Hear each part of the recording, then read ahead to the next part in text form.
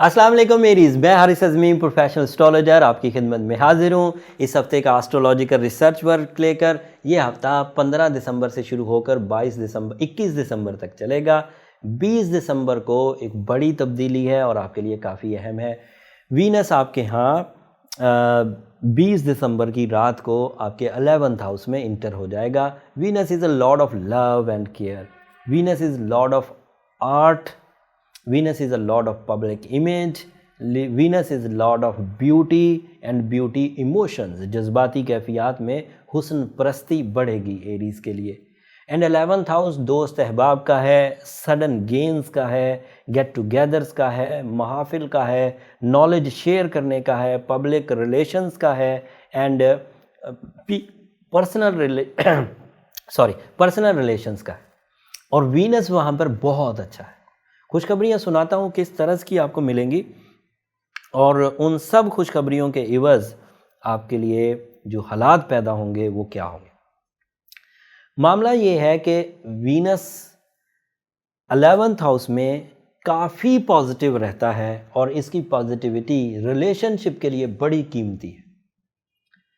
जो short term relations थे जिनका बाद में इम्पैक्ट आपकी लाइफ पर बहुत गहरा आ सकता है, जैसे आप किसी से फ्रैंक थे, दोस्त थे, वो रिश्तेदारी में कन्वर्ट हो सकता है। और पॉजिटिवली का मतलब ये है कि ऐसी रिश्तेदारी जो लाइफ पार्टनरशिप का वजह बने, जो लव मैरिजेस की वजह बने। तमाम वो लोग जो लव डिसीजंस के बिल्कुल एज पर हैं, रिलेशनशिप के डिसीजंस के बिल्कुल एज पर हैं, उम्मीद है कि 21 के बाद उनको उनकी तवक्कुआत के मुताबिक रिलेशनशिप डिसीजंस या रिलेशनशिप अचीवमेंट्स हो जाएंगे। और इसका फ़ायदा फैशन डिज़ाइनर्स को बहुत होगा, इसकी वजह से वो नए आइडियाज़ हासिल कर सकेंगे। इसका फ़ायदा पॉलिटिशियंस एरीज़ को बहुत होगा, वो अपनी पब्लिक इमेज अच्छी कर पाएंगे। इसका फ़ायदा टेक्सटाइल वाले लोगों को बहुत होगा, क्योंकि उनके पास भी ऐसी वे आउट्स, ऐसे रास्ते उनके पास मुयस्सर होंगे जिन रास्तों पर चलकर वो अपनी ये प्लानिंग या अपनी इन वीनस एबिलिटीज़ को सेल कर सकेंगे और प्रॉफिट बना सकेंगे। और लक आपको अदरवाइज़ फ़ायदा दे रही है ड्यू टू कि आपका जुपिटर आपके 10th हाउस में। ये सब बातें जो अभी मैंने गिनवाई हैं एरीज़, ये ऐसे लोगों के लिए ज़्यादा सूदमंद होंगी, ईजी होंगी, रिवॉर्डफुल होंगी जिन्होंने अपने सैटर्न को बैलेंस कर रखा है। अगर सैटर्न बैलेंस नहीं है तो फिर वो रेजिस्टेंसेस देगा, फिर वो ट्रबल मेकिंग करेगा, फिर वो रिवॉर्ड्स में डिले लाएगा, फिर वो रिलेशनशिप को नीचे करेगा ही करेगा, फिर उसकी वजह से जहन हिजान का शिकार रहेगा, अपोजिशन मिलेगी, लिटिगेशंस, आपको खुद भी एंगर फिट्स आते रहेंगे, गुस्सा आता रहेगा। लेकिन अगर सैटर्न बैलेंस कर लिया हुआ है तो फिर जुपिटर भी काम करेगा, साइन ऑफ गुड लक, फिर वीनस भी काम करेगा, the Lord of love and care, फिर मरकरी भी काम करेगा, आपकी ज़हानत और आपकी कुव्वत हाफजा का प्लैनेट, फिर मार्स भी काम करेगा, आपकी ट्रैवलिंग का फैक्टर। इतने फैक्टर्स को अगर आप सुस्ती दिखाएं और सैटर्न को बैलेंस करने का कोई इंतज़ाम ना करें, ना सूरज शम्स पढ़ें, ना ब्लू सफ़ायर पहने, ना सदका करें, ना ब्लैक कलर को अवॉइड करें, तो इसका मतलब है फिर सैटर्न पूरी तरह आप पर हावी रहेगा और फिर आप एक कमज़ोर से एरीज़ बनकर उभरेंगे, एक सिक एरीज़ जो कि ज़्यादा सोचेगा, ख्याली पुलाव पकाएगा, कंप्लेन्स करेगा, रिलेशनशिप को हमेशा दूसरे की ही गलती करार देगा रिलेशनशिप में। वो कहता रहेगा कि गलती या दूसरों की है, लेकिन हकीकत में वो अपने टाइम को ख़िज़ा में कन्वर्ट कर रहा और चीज़ें ठीक करने की कोशिश नहीं कर रहा। खैर, इसकी रेमेडी मैं एंड पर एक दफ़ा दोबारा दोहरा दूंगा। अब मैं आपको छोटी छोटी 2-3 चीज़ें सम अप करके बताता हूँ। जब तक वीनस आपके 11th हाउस में है, this is the right time to meetings.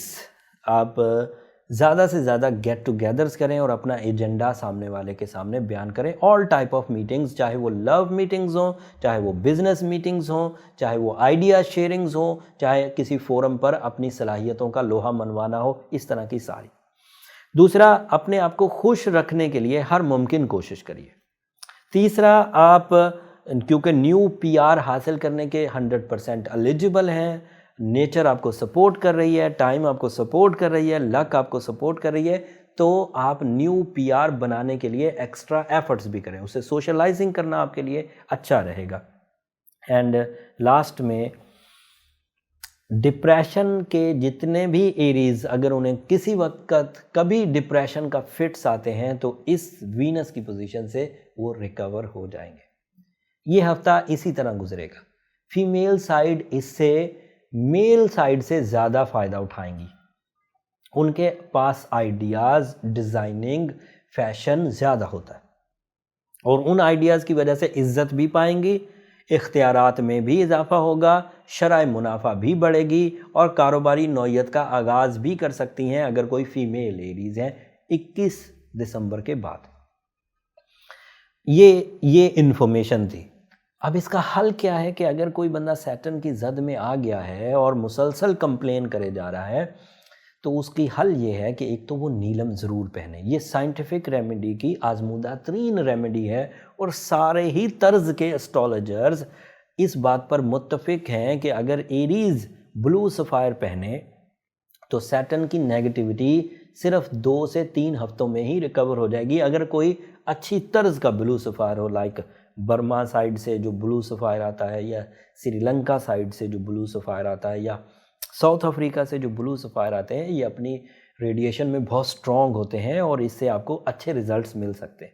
साथ में सूरज शम्स ज़रूर पढ़े।